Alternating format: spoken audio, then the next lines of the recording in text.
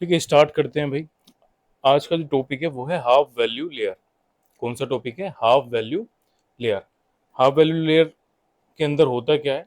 ये एक थिकनेस है किसी मटेरियल की, जिससे होगा क्या, जो एक्सरेज का अमाउंट है वो जस्ट कितना हो जाता है?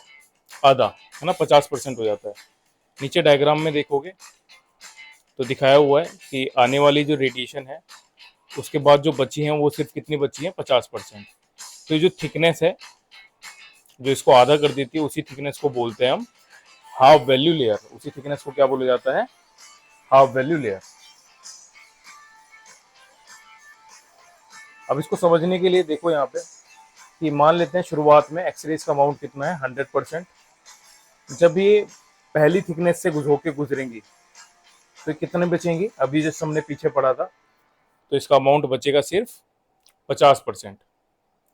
अगर मैं एक और लेयर लगाऊं, 2 HVL लगा दें, अगर एक और थिकनेस लगा दूं, हाफ लेयर और लगा दूं, मतलब 1 HVL और लगा दूं, तो कितनी एक्सरेज बचेंगी फिर? जस्ट उसका आधा कर देगा, यानी 50 का आधा हो जाएगा 25।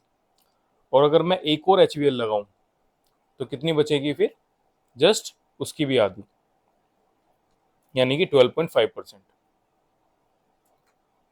अब क्वेश्चन पूछा है how many HVL are required to reduce the intensity of beam of monoenergetic photon to less than 15% of original value. कितनी HVL की मुझे जरूरत पड़ेगी अगर मैं मोनो एनर्जेटिक फोटोन लेता हूँ और उसकी 15% बचती है सिर्फ वैल्यू लास्ट में, है ना? कितने HVL के बाद 100 से वो कितने बचे? 15।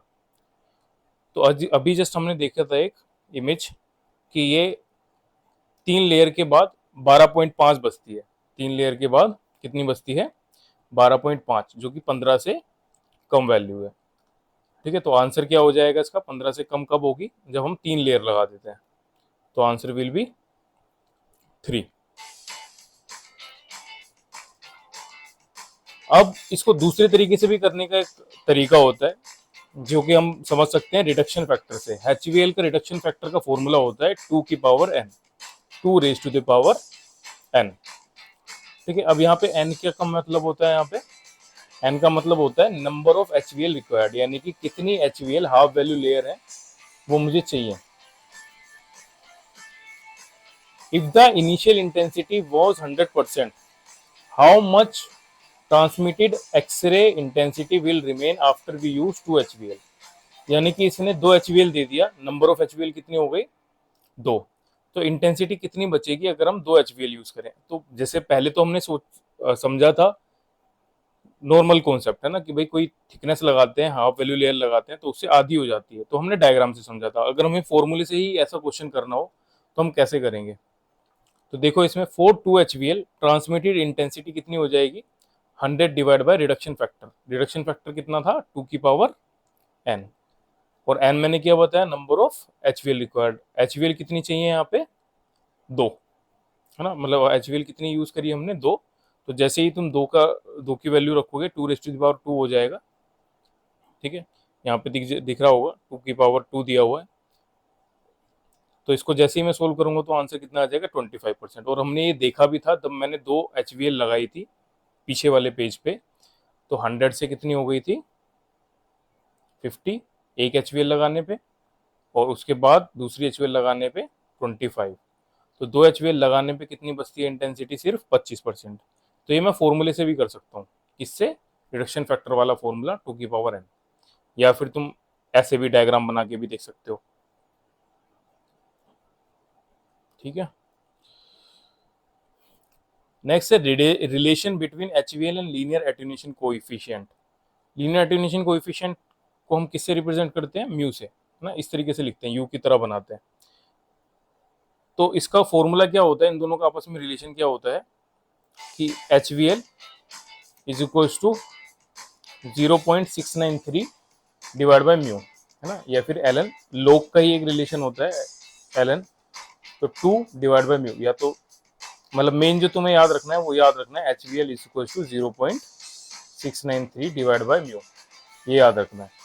तो लीनियर एटेन्यूएशन कोएफिशिएंट का और HVL का आपस में रिलेशन क्या होता है? Inverse relation. अच्छा, लीनियर एटेन्यूएशन कोएफिशिएंट होता क्या है?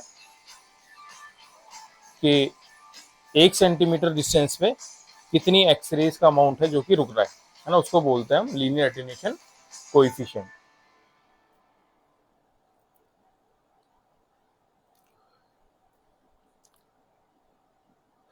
फैक्टर अफेक्टिंग एचवीएल अगर हम देखें तो अगर मैं मान लो किसी मटेरियल का एटॉमिक नंबर बढ़ा देता हूँ तो उसमें हाफ वैल्यू लेयर की कम जरूरत पड़ती है। फॉर एग्जांपल अगर मैं एटॉमिक नंबर बढ़ा दूं, मान लो एल्यूमिनियम की जगह पे लेड ले लूं, तो अगर मैंने लेड लिया तो उसकी मुझे कम ही थिकनेस हाफ वैल्यू लेयर चाहिए होगी जो कि एक्सरेज को आधा कर दे। ठीक है, यानी कि थोड़ी सी थिकनेस ही एक्सरेज को आधा रोक देगा। ठीक है, तो एटॉमिक नंबर जब भी बढ़ाते हैं तो एचवीएल हमें क्या चाहिए होता है, कम। अगर एनर्जी की बात करें, अगर हम एक्सरेज की एनर्जी बढ़ा दें तो हाफ वैल्यू लेयर नॉर्मली क्या करनी पड़ेगी, बढ़ानी पड़ेगी, ताकि वो आधी आधी एक्सरे को रोक पाए, वरना तो रोक ही नहीं पाएगी। एनर्जी ज्यादा कर देंगे तो एक्सरे रुक ही नहीं पाएंगी, तो हमें हाफ वैल्यू लेयर भी बढ़ानी पड़ेगी। थिकनेस की जो है वो उसको बढ़ाना पड़ेगा। पहले थोड़ी सी थिकनेस से काम चल रहा था, बट एनर्जी बढ़ाएंगे तो ये इसको पास कर जाएगी, तो इस वजह से मुझे थिकनेस बढ़ानी पड़ेगी। तो एनर्जी और एचवीएल इन दोनों का आपस में रिलेशन कैसा होता है, डायरेक्टली प्रोपोर्शन। तीसरा है लीनियर एटेन्यूएशन कोएफिशिएंट। अभी मैंने समझाया, अभी पिछले फॉर्मूले से देखा था कि लीनियर एटेन्यूएशन कोएफिशिएंट सेम है, एटॉमिक नंबर वाला हिसाब किताब है कि भाई अगर लीनियर एटेन्यूएशन कोएफिशिएंट बढ़ेगा, किसी के अंदर एक्सरेज जो है ज़्यादा रुक रही है, तो उसकी थिकनेस जो होगी वो थोड़ी होगी। ठीक है, एटॉमिक नंबर अगर किसी का ज़्यादा है तो उसमें एचवीएल कम ज़रूरत पड़ती है, थिकनेस थोड़ी ज़रूरत पड़ती है। और पीछे फॉर्मूला देखा था हमने एचवीएल का और लीनियर एटेन्यूएशन कोएफिशिएंट का, तो उल्टा था, अगर लीनियर एटेन्यूएशन कोएफिशिएंट बढ़ेगा तो एचवीएल कम होगी। 10th वैल्यू लेयर भी हम साथ में ही पढ़ते हैं जब हम एचवीएल पढ़ते हैं। तो 10th वैल्यू लेयर का मतलब क्या होता है, एटीन्यूएट 90% ऑफ द रेडिएशन, है ना। तो फॉर एग्जांपल मान लो कि एक्सरेज अगर 100% है, तो अगर मैं 10th वैल्यू लेयर लगा दूं तो बचेंगी कितनी, सिर्फ 10%। कितनी बचेंगी, 10%। तो उसको बोलते हैं 10th value layer. 10th value layer का और एचवीएल का रिलेशन पूछते हैं, एचवीएल या फिर एचवीटी एक ही बात है। तो 10th वैल्यू लेयर जो होता है उसका फॉर्मूला होता है 2.303 डिवाइडेड बाय म्यू, ये हमें याद रखना होता है। अब म्यू का फॉर्मूला हमने थोड़ी देर पहले पीछे देखा था कि म्यू जो होगा उसके साथ एचवीएल का रिलेशन क्या था, 0.693 डिवाइडेड बाय एचवीएल। तो बस म्यू की वैल्यू अगर मैं यहाँ पे रखता हूँ